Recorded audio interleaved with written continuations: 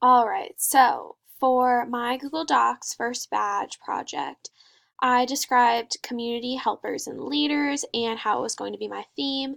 And here I wrote a little bit about the basic understanding of functions of government, foundations, and the role of government as an Indiana state standard, and how it requires a basic understanding of all that.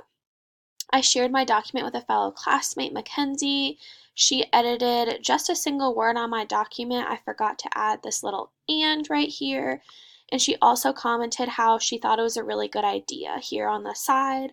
So right now I'm going to resolve that comment because she didn't really add anything negative or any other grammatical errors that I should fix.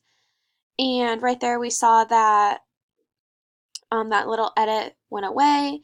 And I also continued to talk about examples and how I would talk about the dangers of lacking community leaders and trusted adults within a community for my kindergartners.